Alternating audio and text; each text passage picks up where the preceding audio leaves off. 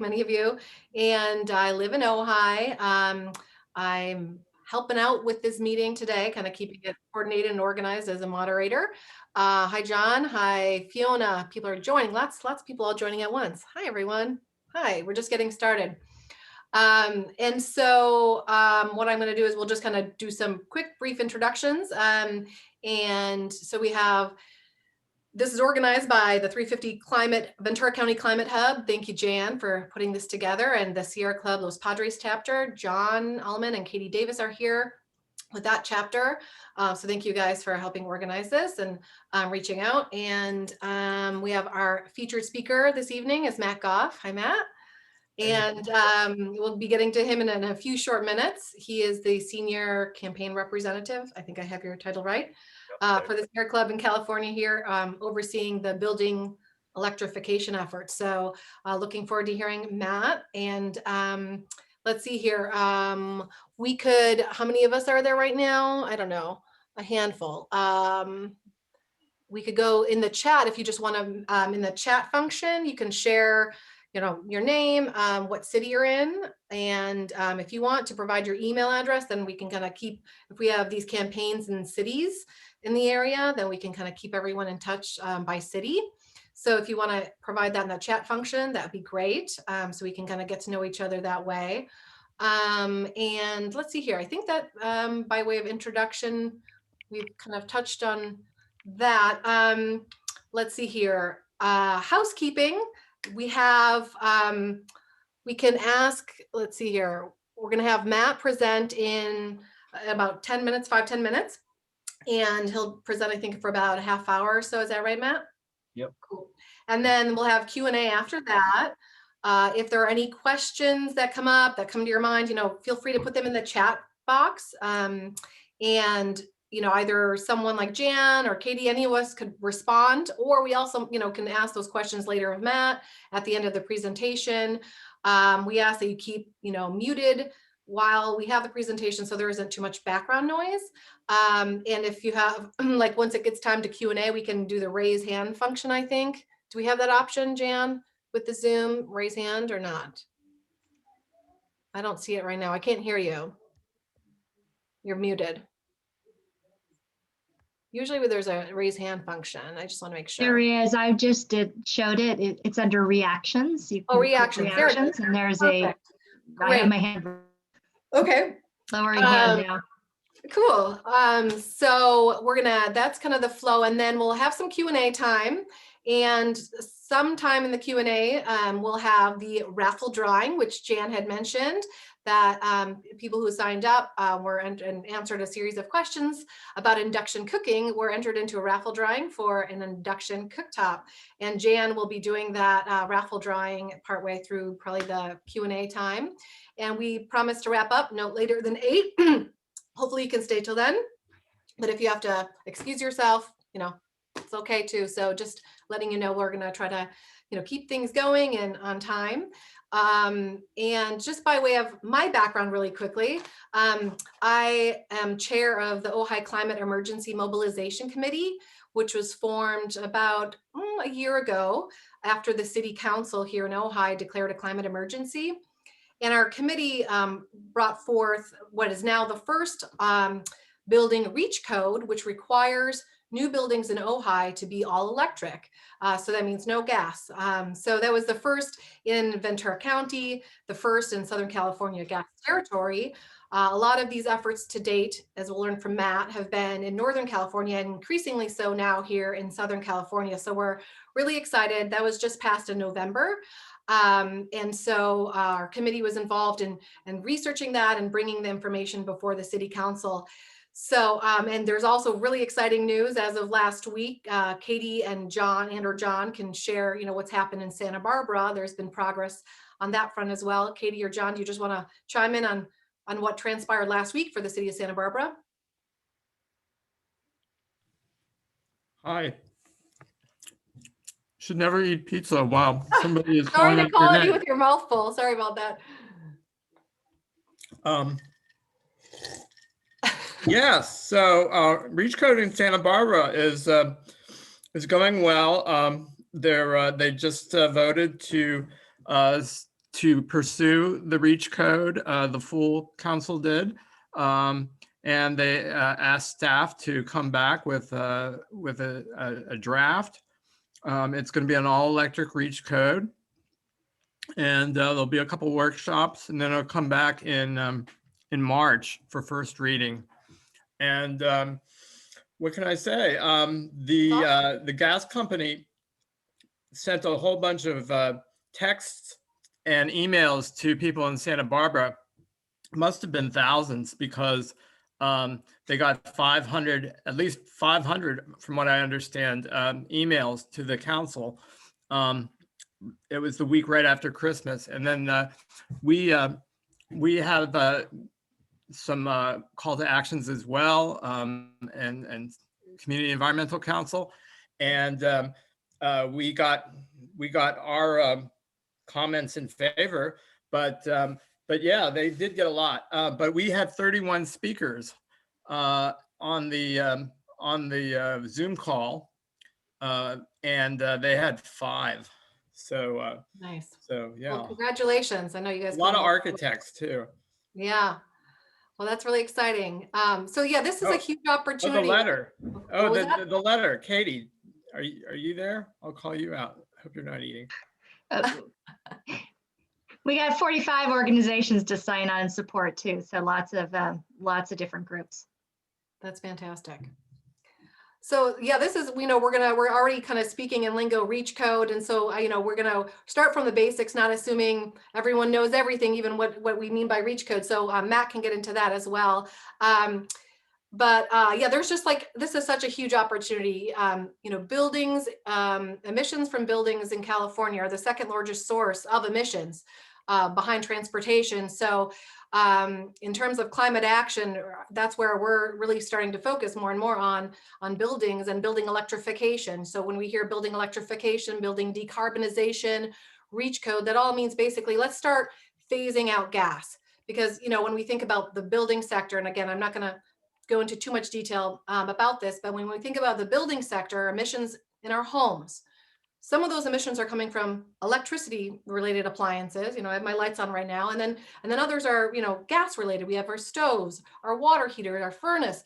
So we the electricity is getting cleaner and cleaner. We have more and more renewable electricity coming on the grid, and many of our cities here in Ventura County are actually on 100% clean electricity. So we're kind of zeroing out the emissions from electricity, but we really can't do anything about kind of cleaning up gas. It is kind of what it is.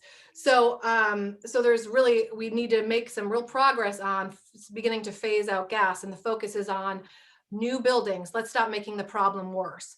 And so that's what this conversation is going to be about. There's a cost benefit. It's better for our health. And I think the title of this conversation is health, safety, health, and what is that, Matt? I forget exactly what it is, but safety, health, and affordability, or something. Yes, that's it. Electrification. Yeah. So we'll learn that building all electric is better for our health, both indoor air quality, outdoor air quality. It saves us money both to construct and operate all electric, and certainly from a greenhouse gas emissions and climate, there's that benefit. And so that's where we're kind of going to talk about all of the benefits of going all electric. So the opportunity really is for us to, in Ojai, we're a small town, 4 square miles, not a lot of new construction, but Oxnard, Ventura County, the city of Ventura, I mean, there's so much more building going on throughout the rest of our county. And I don't know if anyone on this conversation is from outside of Ventura County, besides our Sierra Club folks. But even if you're from outside of Ventura County, you can bring this opportunity to your city council, to your board of supervisors, and it's a kind of an immediate thing that we can put forward and real climate substantial, real climate action. And so I guess without further ado, that's kind of the background. Any questions at this point? You can raise your hand if you have any questions of me. Okay.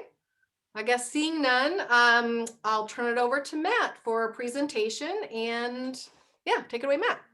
Sounds good. Thanks, Michelle. Thanks for being with us, Matt. Yeah, of course. Happy to be here this evening. Let me go ahead and share my screen. Okay. Can folks see this? Great. Okay. All right, awesome. And then wait, hold on. Is it full screen or are you guys seeing the borders on this right now? Oh, I'm seeing some borders. I mean, looks pretty full screen, but I can see your kind of Let's see what this browser tabs at the top. The B on building is cut off. Oh yeah, that's true.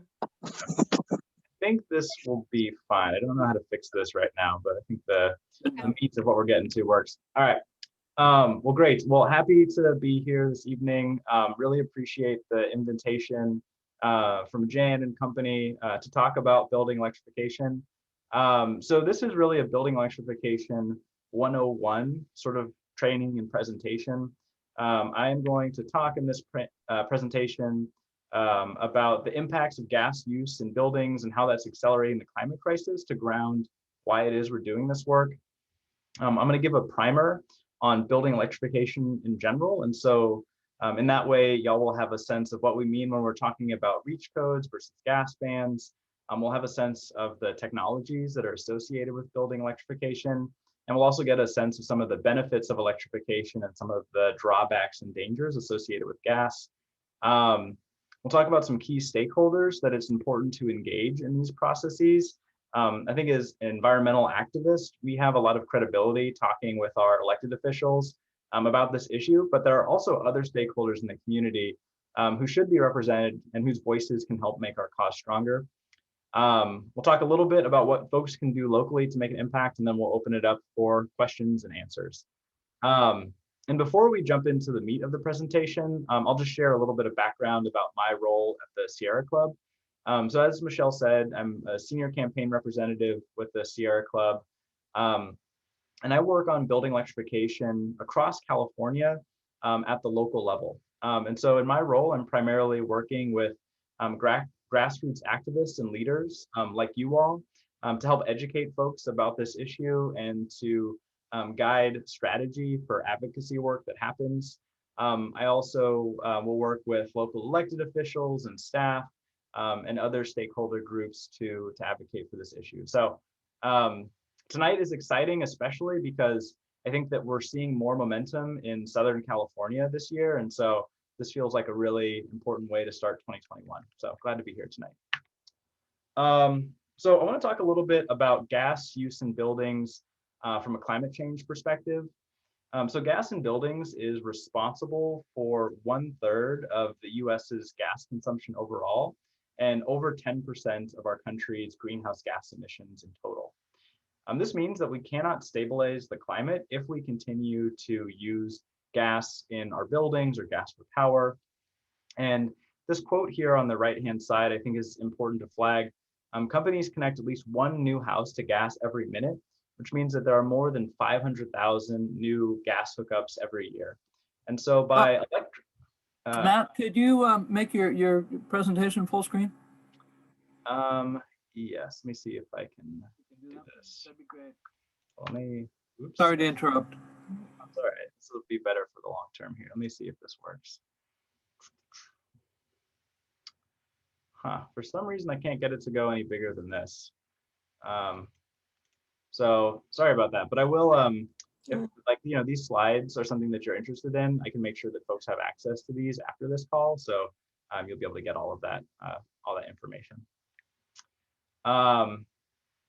So yeah, so as we electrify our buildings in new construction, that is sort of the first and easiest step that we can take to stop this problem from getting worse. A lot of economists and climate activists alike are calling gas the new coal. And so we've done a good job in the states of dramatically cutting our coal production and use over the last decade. And now we need to do that same thing for gas in buildings and for power. So I want to drill in a little bit on California specifically here. So there are 10 states that are responsible for 56% of direct building emissions nationally. And you can see that California is second on this list after New York. So to drill into the California data, our buildings here represent 8% of the US greenhouse gas emissions from buildings. This breaks down to roughly a 50-50 split between residential and commercial buildings, with slightly more coming from residential buildings where we're living. The good news here is that as California electrifies, we can transform the national market for advanced electric appliances like heat pumps. We can normalize electrification as a concept and inspire other states to follow suit. California, I think at this point, is the fourth or fifth largest economy in the entire world. 1 in 8 Americans live here. And so the policies that we pass and adopt have a greater ability to scale. We can drive down costs due to scale, and we can help this technology and these policies ripple out across the rest of the country and really across the globe. And so I think that even though we are sort of one of the worst emitters right now, we also have some of the greatest potential to change this dynamic of gas in buildings. So I want to pivot now and just give a quick primer on what we mean when we're talking about electrification and gas-free all-electric buildings. So this pie chart that was previewed earlier, I think does a good job of highlighting the specific appliances that we're talking about. So we can see in a typical building, residential gas consumption at end use here in California. So we can see that water heating and space heating account for the bulk of the gas use in our home, over 85%. The remaining gas use comes from things like our stoves. It, in some instances, can come from pools and spas, clothes dryers, etc. The good news is that there are advanced all-electric appliances that can replace all of these other appliances that use gas. So you can use heat pumps for space heating and for water heating. You can use electric induction stoves in your home. You can use electric heat pump dryers for your clothes. The technology exists to fully electrify all of our homes right now. So you might be wondering to yourself, like, what is a heat pump and what is induction cooking? I would imagine actually that most people on this call have a heat pump in their home right now. Does anyone want to put in the chat what they think that might be? Let's see here. Does anyone want to take a guess? What's the heat pump that we all secretly have in our home? I can't see the chat while I'm on in presenter mode here, so someone's going to have to read out what the chat say. So folks put it in there.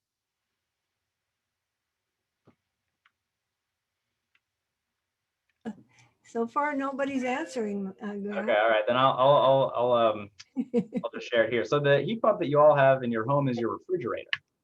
So heat pumps are technologies that have existed for decades. They're in all of our homes now, and they're pretty cool. So heat pumps work by transferring heat rather than creating it. So a heat pump will take, if you're trying to cool your house down, it'll take cool air from outside and move it into your house to cool it down. Or if you're trying to warm your house up, it'll take warm air from outside and move it into your home. Heat pumps are great because they are 3 to 5 times more efficient than their gas counterparts. And so this is especially important in California. One of the arguments that you might hear out there is, well, gas is cheaper per unit than electricity, and so I want to go with gas because that's going to be cheaper. So while it's true that gas is cheaper per unit, when you're talking about heat pumps, their efficiency of 3 to 5 times greater than gas means that they're just using a lot less energy overall. And so in a home with modern heat pump appliances, you're typically going to be spending less money on your heating and cooling of air and space with a heat pump because of that ultra efficiency. So if and folks who are more technical can get into like the chemistry and physics of how heat pumps work, but at its core, it's a refrigerator. It's moving heat from one place to another. So the other technology at the core of building electrification is induction cooking. So induction cooking is also pretty awesome. It uses magnets to heat the cooking surface. And this has a couple of great benefits. So one, it means that you can just cook more efficiently and more effectively. So you have more precise temperature control with induction stoves. Some of the nicer ones have, you can adjust in increments of 5 degrees or even 1 degree if you've got a really nice model. You can boil water 50% faster than you can on a traditional electric cooktop. You can boil water faster, oftentimes, in gas stoves. and your kitchen is cooler because there's not an open flame. So oftentimes when people think about electric stoves, they think about the coil stoves that folks used in the 70s and 80s. But induction is fundamentally different and offers a superior cooking experience. So when we talk about building electrification and electric cooking, we're talking about induction. So I want to spend a little bit of time on this slide now and talk about some of the hazards of gas in our buildings and the benefits of electrification.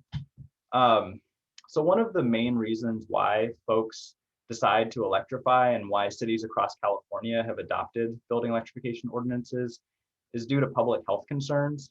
There have been studies that show that kids who grow up in homes with gas stoves are 42% more likely to develop asthma in comparison to kids who grow up in homes without gas stoves. Another study done by the Lawrence Berkeley National Laboratory found that in homes when the gas stoves are on, in a majority of the homes, that when gas stoves are on, the indoor air quality levels are so bad that they would be illegal if they were found outdoors.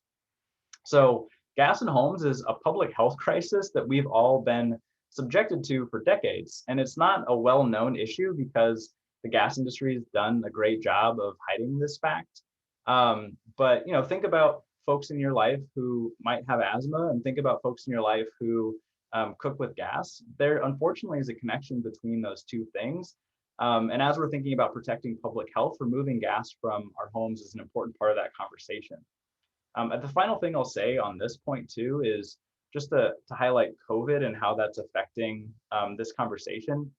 We know that folks who have respiratory issues are more vulnerable to COVID, and asthma qualifies as a respiratory issue. And so gas in our homes is making people more susceptible to harmful viruses, with COVID being the instance today.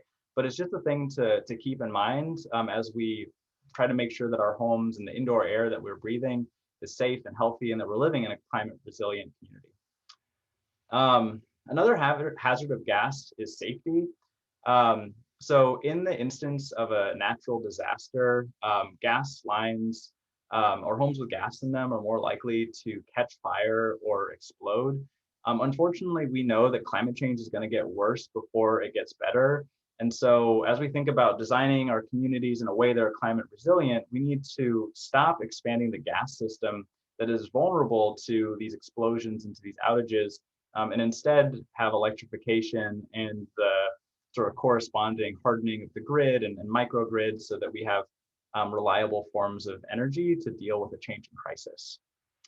And then on the flip side, we have clean energy. So building electrification is a great way to bring the clean energy that we're generating from solar panels and from wind farms into our homes. It can help speed the greening of the grid, and is a great way to support California's broader climate goals, where we're trying to get to carbon neutrality by 2045. There are also benefits connected to jobs. So I'll spend a little bit of time talking about this later, but there was a study done by UCLA and UC Berkeley that came out about a year ago that showed a fairly dramatic increase in jobs overall in a high building electrification scenario in California. And so when we're thinking about a just transition and we're thinking about supporting unions and high roads jobs, building electrification can and should be a part of that conversation. There are lower bills, which I think is super important. So Michelle talked about this, and I'll just add a little bit of detail. So there is an entity called the Statewide Codes and Standards Team in California. It's made up of both utilities and regulatory agencies in California. And they did an analysis of the cost of building with electricity versus the cost of gas all across California. And the Statewide Codes and Standards Team found that when you build with a single family home, it's about $5,000 cheaper on average to build all electric than with gas. And for a multifamily unit, it's about $1,500 cheaper per unit. So those savings add up the bigger the building gets. So this is sort of a great way to reduce the cost of building, which then could be translated into either a lower sale price of the home or a lower monthly rent that an apartment goes for. This is maybe a small piece of starting to address the housing crisis that exists in California. I'm not going to say and would never claim that building electrification can solve California's housing crisis, but I think that smart building electrification policy can help to mitigate some of those cost pains. There is also the benefit for your monthly energy use. So I talked about the efficiency of heat pumps. An analysis of the cost of energy use over the course of the year found a savings of about $800 in a high efficiency home with heat pump appliances, which breaks down to about a $50 a month saving on your utility bill. So it's not only cheaper to build with all electric new technology, it's also cheaper to live in a home with all electric new technology. And then the final piece on this slide is just eroding the power of the gas industry. So the gas industry sells gas to a variety of entities, but residential buildings are its biggest markup.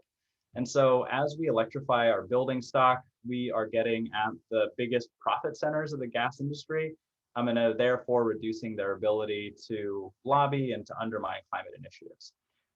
So there are a whole host of reasons to electrify our buildings. So I'm going to move on from why we should electrify to a conversation about key stakeholders, opposition that exists out in the world, and what folks on this call can do as activists and leaders. So one of the big questions is, what can cities do? What is on the menu when it comes to electrifying our buildings? So reach codes are one of the things that cities can do to electrify buildings. Reach codes have a couple of different configurations. You can either do an all-electric reach code or an electric preferred reach code. An all-electric reach code simply means that in that city that's passed it, all new construction has to be built with all-electric appliances, plain and simple. Electric preferred is another pathway. So that says that you can build with either all-electric appliances, or you can build with all-electric or with gas. But if you do want to build with gas, you need to reach higher energy efficiency standards, and you need to pre-wire the home or the building to be convertible to all electric in the future. And by having those additional requirements on gas construction, you raise the price of those projects and you incentivize developers to go the all electric route. When the building electrification movement started a couple of years ago, electric preferred was the more popular option that cities were choosing. But in the last year or so, all electric reach codes have been the pathway that the majority of cities have adopted, including Ojai. And then the final point I'll say on reach codes is that they derive their power from the California Energy Commission. So I'm not going to go into too much detail, but the basics of that are that the reach codes, after they're passed by the city, then go to the California Energy Commission for final approval. To get approved, it's a super straightforward process. All of the reach codes that have been passed by cities have been approved by the CEC. It's less of a political debate at the CEC, and it's just like a simple, like, have you checked this box kind of question. But that is sort of what a reach code is at its core. The next option for what a city can do is a gas ban. So the effect of a gas ban is functionally the same as an all-electric reach code, but the power to enact it is slightly different. So a gas ban uses a city's police powers to stop the use of natural gas in new construction based on the grounds of health and safety. So it says gas is a threat to our community, and this isn't something that we want here, and so we are not going to allow it. With a gas ban, you do not need to go through the CEC for approval. A city can just make that decision, and once the ordinance is passed, that is the new requirement for new construction. Berkeley is an example of a community that did a gas ban. More recently, San Jose up in the Bay Area also did a gas ban, and other cities in California have also adopted gas bans. There isn't a real there's not like one is not legally superior to another. It's just sort of different options that cities can exercise. Other ways in which you can implement building electrification is through a climate action plan. So most every community has a climate action plan. Climate action plans, for folks who are unfamiliar, are sort of broad plans that aim at addressing the threat of climate change at a local level. And so cities can pass climate action plans that include building electrification language in them. Climate action plans have benefits, but also drawbacks. I think that one of the benefits is that it publicly commits the city to doing a building electrification ordinance.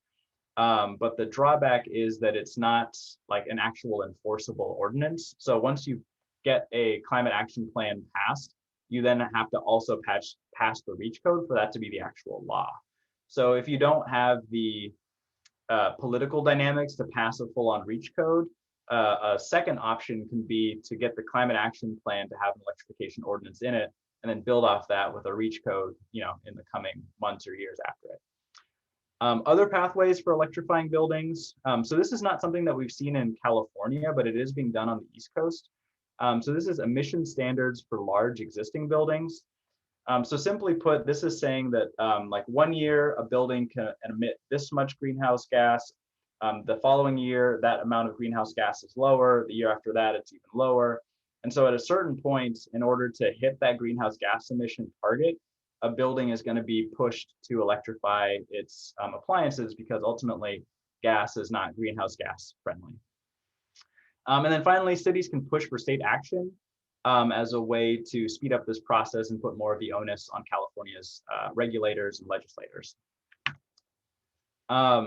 So city leadership can play a major role in swaying state policy. So since 2019, 41 cities and 2 counties in California have passed building electrification REACH codes. This map on the right-hand side hasn't been updated in, I don't know, probably 6 or 7 months. So it doesn't have all of the wins on here. Like we don't have Ojai. There's a couple others that are missing. But you can see that generally put, most of the building electrification work that has happened has been in Northern California. This is largely because the utility in Northern California, PG&E, Pacific Gas and Electric, is friendly towards building electrification and has actively sent representatives to support building electrification when local cities in the Bay Area have passed these policies. Whereas in Southern California, as we heard earlier on the call, they're actively undermining building electrification whenever it pops up. So I think that's the dynamic that unfortunately exists, and I'll get into a little bit of the SoCal gas opposition more later in this presentation. But I just wanted to note that because you're probably looking at the map and wondering why it's so segmented. I think the final point that I'll say on city leadership is that cities have really gone above and beyond what the regulators thought was possible and what we're talking about in California. And that's changed the conversations that are happening in Sacramento. So I mentioned earlier in 2019 and in early 2020, most of the communities were passing electric preferred REACH codes, but that's now switched, and most cities are now passing all electric REACH codes. The conversation now at the California Energy Commission is trying to get them to adopt an all electric building standard for all new construction for the 2022 Title 24, which is California's building standard for all construction. So like in the same way that solar panels are now mandatory on new construction in California, the California Energy Commission could also say that all electric appliances are required starting after 2022. And it's looking likely that the CEC will either do an all electric standard, or they'll require at least one appliance, one of the major appliances, either space heating or water heating, is going to be all electric. And that dynamic only exists because of all of the aggressive and impressive city leadership that we've seen on building electrification. So the work you're doing locally has statewide implications. So I want to pivot now and talk about some of the other stakeholders that are connected to this work. So labor is an important consideration when we're talking about building electrification. I think that the status of labor stance on this is mixed, and it's largely influenced by the local utility. So in Northern California, we've seen some of the local IBEWs be supportive, for example, and in Southern California, we saw some of the unions who were connected to SoCalGas come up to San Luis Obispo when they passed their reach code and really try to derail the whole process. So some of the challenges that exist is that even though there are some net job gains that exist, there are small segments of labor that will see job losses. So specifically with the plumbers and pipe fitters. And so this is where a conversation around a just transition is super important.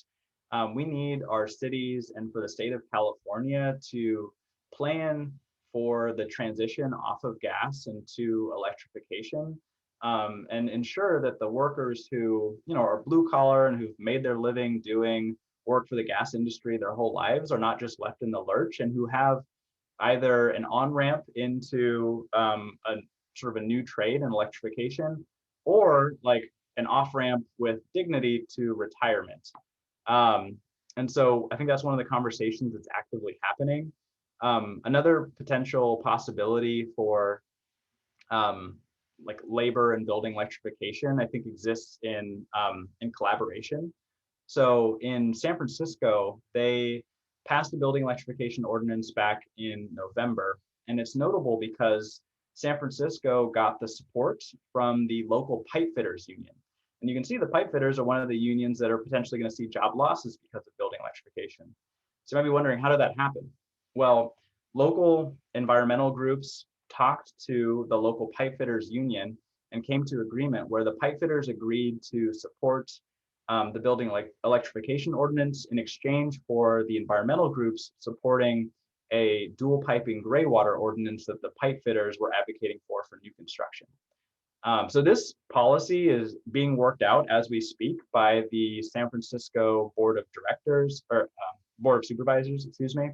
And it's unclear what the ultimate outcome will be, but I think it is an interesting and potential light at the end of the tunnel for ways in which we can combine building electrification with labor work in a way that brings together green groups and blue groups and sort of walk together towards a cleaner and greener future. So the other point I'll say on this is that, again, we have done some work to analyze the impacts of electrification on jobs. So this report that was done by UCLA and UC Berkeley found that in a high building electrification scenario in California, we would add over 100,000 new jobs by 2045.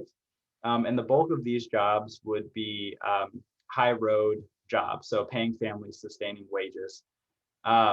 So this slide is mostly to say labor is a stakeholder group that should be engaged and considered when we're pushing these policies. Environmental justice is another important factor when we are talking about building electrification. So the electrification of buildings needs to prioritize low-income housing, needs to focus on health and resilience and lowering bills for individuals. We need to make sure that environmental justice groups are present in discussions about building electrification policy. And we need to be sure as like traditional green groups to advocate for causes that environmental justice groups are also prioritizing. So things like coordinated repair and renovations of buildings, efficiency upgrades, and electrification investments in communities. And there are some key things that we need to avoid. So I think that building electrification would be unsuccessful if at the same time we electrified our buildings, we displaced people. Building electrification would be unsuccessful if we had dramatic increases in rents in low-income communities or communities of color. And so as we're designing these policies, we need to make sure that those factors are considered. I think that these dynamics exist more in the conversation around existing buildings and not so much in new construction. But it is something to be aware of and something to be thinking about, because New construction is the first step, but the elephant in the room is existing buildings. And these tenets of avoiding displacement and avoiding increased rents on low-income communities and communities of color need to be front and center in our discussions with decision makers and as we're designing these policies. On the left here, we have a report from Greenlining called Equitable Electrification. So Greenlining is an environmental justice group that works all across California. And this report that they have, I think, does a good job of highlighting some of those tenets. So if you want to get some more detail, this is probably a good resource to start with. And then the other stakeholder that we should be aware of is the gas industry. So the gas industry is alarmed after a momentous 2019 and 2020. You can see a quote here, which has not aged super well by WISPA. It says, wow, can you imagine if every local municipality takes up this issue? It's death by 1,000 cuts. Well, at this point, they already have 41 cuts because we passed 41 building electrification ordinances in California, and that is only speeding up. And so the gas industry is fighting back. We heard how just recently in Santa Barbara, they sent thousands of text messages to residents and got hundreds of form letters into the city council. And then they sent representatives to give false and misleading public comment at that meeting that happened last week. That threat and that dynamic will continue to be true as we electrify existing buildings throughout the Santa Barbara region. But the other thing that is true is that we can overcome the misinformation that SoCalGas is spreading. So, in Santa Barbara, as has already been said tonight, we had 31 speakers in support of electrification at that meeting. We had a sign-on letter with 45 organizations that represented the community at that letter. And we had individual conversations with city council members before this process even started to set them up with expectations about what this issue is and the misinformation that SoCalGas might try and spread. So I think the old adage is true here, where they have the money, but we have the people, and there's a lot more people than there is money. And so if we're just doing a good job of organizing in our communities, we can help to negate the negative force that is SoCalGas. We're getting towards the end of this presentation here, and so I want to close out by talking about ways that you all can influence your city to pass building electrification ordinances. Also, I'm realizing I have this picture in here twice. Anyways, this is a little sidebar. So one is education and lobbying. So meeting with elected officials and staff goes such a long way on this issue. Building electrification is kind of wonky, and unless you are actively working on it, it probably is not going to be something you're super familiar with. And so the conversations that you can have with city elected officials and city staff can go a long way in upping their understanding of the issue, and in getting them to use their resources to better understand this issue and how it can fit your specific community. Another point on that front is giving comments at public meetings. So this is effective because it's just a public way to hold elected officials accountable, and to make sure that they don't have an excuse that they never heard this. If you're talking for 2 or 3 minutes at a city council meeting about how electrification is important, that I think asserts some friendly pressure on them to do a little bit of research and better understand this issue and see how it can be implemented. As an individual, you can do more to build your coalition and to outreach to other groups. So making sure that you're talking to environmental justice groups, youth groups, health groups like doctors and nurses associations, affordable housing groups, builders, academics, community groups, etc. The more people who we have asking for these policies, the easier it is for our elected officials to say yes. So we are really serving ourselves when we're reaching out to these other groups and trying to bring them in. And we're just making our policy better because it's reflecting the needs of more people and not just the environmental community. Media work is important. So writing letters to the editors or publishing op-eds is a great way to up the overall level of education in the community about this issue. And social media is another great way to talk to your elected officials directly.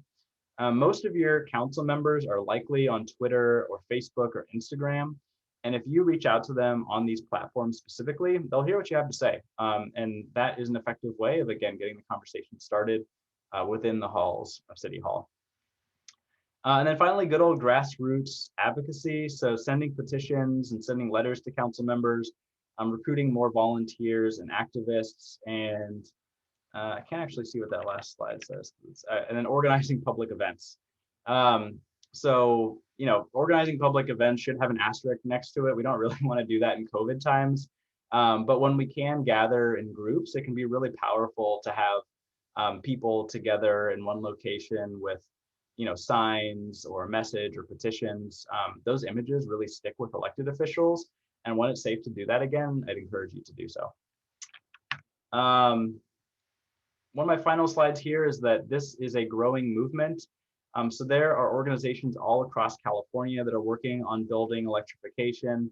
I feel fortunate in that I'm able to present on behalf of Sierra Club tonight, but all of these groups and many others could also have given a presentation on electrification. So there are a ton of resources that exist out there, and I'd encourage you to tap into them as you're doing this work.